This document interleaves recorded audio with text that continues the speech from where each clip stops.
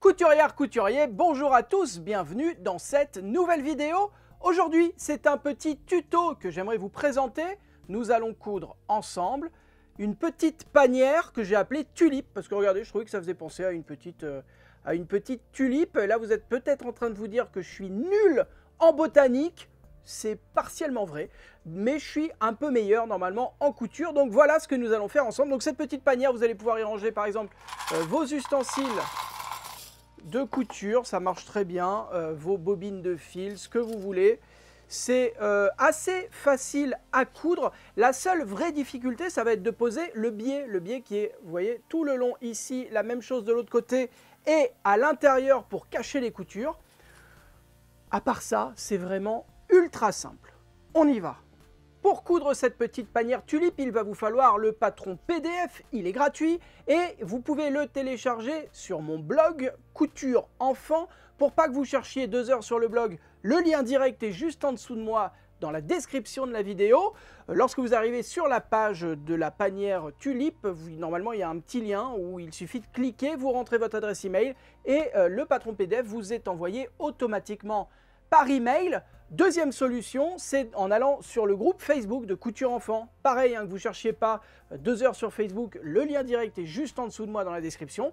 Et à partir du moment où vous êtes sur le groupe Facebook, il y a une rubrique fichiers dans le groupe qui vous permet de télécharger tous les patrons PDF que je propose gratuitement. Une fois que vous avez téléchargé le patron, il va falloir l'imprimer et de préférence à la bonne taille. Pour cela, sur votre logiciel d'impression, il va falloir cocher la case taille réelle ou échelle et mettre 100%. Si vous avez le moindre doute concernant l'impression à la bonne taille, il y a sur la page que vous allez imprimer un carré de vérification qui fait 5 cm de côté. Donc avec une petite règle, vous vérifiez que ce carré est à la bonne taille et si c'est le cas, c'est que vous avez correctement imprimé le patron. On va découper la seule et unique pièce de la panière tulipe. Avec votre paire de ciseaux à papier, vous découpez en suivant bien le tracé. Et on peut maintenant passer au matériel dont nous avons besoin pour la couture de cette panière. Vous avez remarqué que la panière était bicolore, il y a un tissu pour l'extérieur et un second tissu pour l'intérieur. Moi je vais utiliser de la cretonne, c'est-à-dire une toile de coton assez légère. Mais il n'y a aucun souci à utiliser d'autres types de tissus, notamment un tissu, pourquoi pas, plus épais pour l'extérieur, de type jacquard, de type même denim, ça marchera aussi bien. Pour donner un peu de gonflant à la panière, on va utiliser du molleton thermocollant.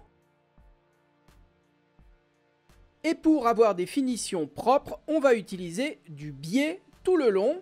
Et là, vous êtes en train de vous demander, mais quelles sont les mesures, de combien j'ai besoin exactement? Eh bien, je vous ai tout mis juste en dessous dans la description de la vidéo. Allez, passons à la découpe des tissus. Nous allons découper la pièce principale 3 fois, une fois dans chaque tissu et une fois dans le molleton thermocollant et on va systématiquement couper dans le pli du tissu. Donc on commence par replier son tissu sur lui-même. On positionne la pièce de patron en alignant la mention pliure avec le pli du tissu. On épingle tout autour et on découpe tous les côtés sauf le côté plié.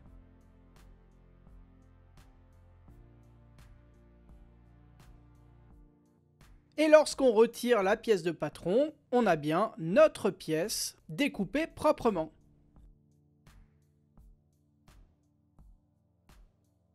On refait exactement la même chose avec le second tissu.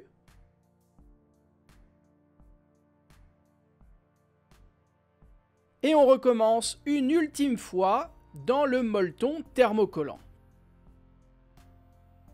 Première chose que nous allons faire, c'est entoiler le tissu extérieur avec le molleton thermocollant. Vous positionnez le tissu extérieur envers face à vous et par-dessus, en faisant attention à bien positionner le côté collant contre le tissu, vous venez mettre le molleton thermocollant et on va maintenant le thermocoller avec un fer. Pour thermocoller ce genre de thermocollant, il va falloir utiliser une pâte mouille, c'est-à-dire un linge de coton imbibé d'eau. Moi je vais utiliser à la place une pâte mouille synthétique qui a les mêmes propriétés et qui est plus simple à utiliser.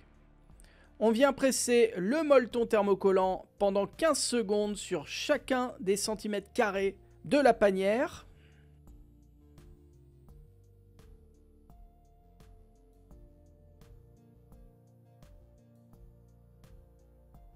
Et on va maintenant positionner par-dessus la doublure envers contre envers. En gros, là, la doublure, elle est endroit face à nous. Et pour éviter que ça bouge, on va passer une couture à 0,5 cm du bord tout le long. À la machine à coudre, on est avec le point droit, le pied presseur standard et on va piquer à 0,5 cm du bord. On débute notre couture en faisant un point d'arrêt, c'est-à-dire une marche arrière suivie d'une marche avant à la machine à coudre et le fait de piquer les points l'un sur l'autre bloque les petits fils de couture et on va faire des points d'arrêt au début et à la fin de chaque couture dans ce tuto. Lorsque vous arrivez dans un angle, vous laissez l'aiguille plantée, vous relevez le pied presseur, vous faites tourner votre panière, vous rabaissez le pied presseur et vous pouvez continuer votre couture. Et lorsque vous avez fait tout le tour de la panière, vous terminez en faisant un point d'arrêt. On coupe les petits fils de couture qui dépassent et nous allons maintenant poser les bandes de biais. Les deux bandes de biais se mettent sur les arrondis de la panière. Moi, je vais les poser directement à cheval, mais il y a une autre manière de faire, une manière plus classique, en ouvrant le biais, mais du coup, c'est un peu plus long. Si vous n'avez aucune idée de comment faire pour poser du biais, je vous mets un tuto que j'avais fait il y a quelques années dans les petites fiches au-dessus de la vidéo et dans la description juste en dessous, et vous choisissez la manière la plus simple pour vous. Et à la machine à coudre, on va piquer tout le long ici, et la même chose de l'autre côté. À la machine à coudre, si vous piquez comme moi le biais à cheval, on va piquer au plus près du bord au point droit, en débutant et terminant nos coutures en faisant un point d'arrêt. On coupe les petits fils de couture qui dépassent. Nous allons retirer l'excédent de biais qui dépasse de chaque côté comme ceci, on n'en a plus besoin. Et on va maintenant s'attaquer au pliage de la panière tulipe. On commence par positionner l'endroit face à nous et on saisit chacun des bords comme ceci qu'on vient positionner bord à bord comme cela. On recouvre avec l'autre côté de cette façon. On met des petites épingles pour éviter que ça bouge. Et on va faire exactement la même chose avec l'autre côté. Et à la machine à coudre, on va faire comme tout à l'heure au début du tuto, on va passer une couture à 0,5 cm du bord pour éviter que ça bouge.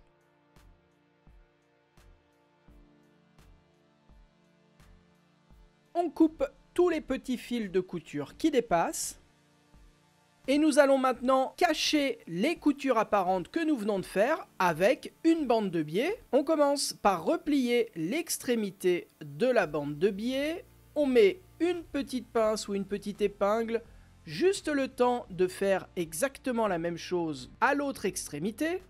Et on va donc poser cette bande de biais à cheval sur la couture de manière à la masquer. Et à nouveau, si vous préférez poser votre biais de manière traditionnelle, c'est-à-dire en deux passages, le premier passage avec la bande de biais ouverte, puis le second en rabattant la bande sur elle-même, il n'y a aucun souci, ça marche aussi bien. Moi, je la pose directement à cheval parce que c'est plus rapide.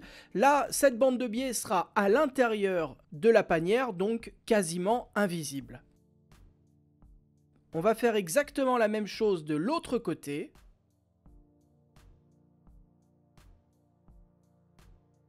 Et à la machine à coudre, on va piquer au plus près du bord du biais, au point droit.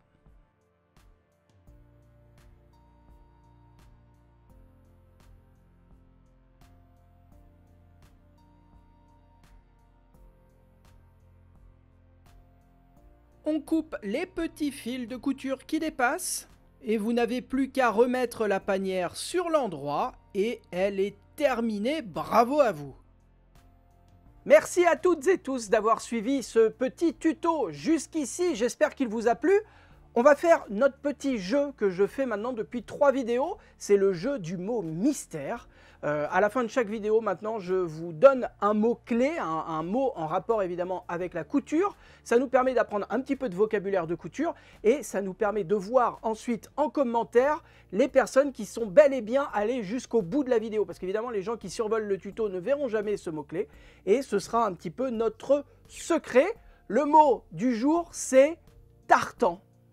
Alors le tartan, qu'est-ce que c'est? C'est tout simplement le tissu écossais. Et alors dit comme ça paraît, non pour le jeu de mots j'allais dire tarte, mais ça paraît assez simpliste. Le tartan c'est en fait beaucoup plus complexe que ça en a l'air, puisque le nombre de couleurs utilisées pour fabriquer un motif définit le statut social de la personne qui va porter le vêtement cousu dans le tartan. Ça paraît un peu compliqué comme ça. J'avais fait tout un article sur mon blog sur le tartan que je vous le fais défiler juste ici, mais je vous conseille quand même d'aller le lire sur le blog Couture Enfant. Pareil, hein, le lien est juste en dessous de moi dans la description. Vous allez voir, c'est assez incroyable tout ce qu'on peut faire dire, tout ce qu'on peut représenter rien qu'avec du tissu. Si ce petit tuto vous a plu, je vous encourage à me laisser un petit commentaire, par exemple avec le mot mystère tartan, T-A-R-T-A-N. Vous pouvez me laisser un pouce en l'air et surtout vous abonner à la chaîne YouTube. C'est le gros rectangle rouge juste en dessous de moi, vers ici, je ne sais jamais, par là. Il y a marqué abonnement, il suffit de cliquer, c'est gratuit. Vous pouvez également soutenir mon travail en donnant un petit peu d'argent chaque mois via YouTube. C'est le bouton rejoindre à côté du bouton abonnement.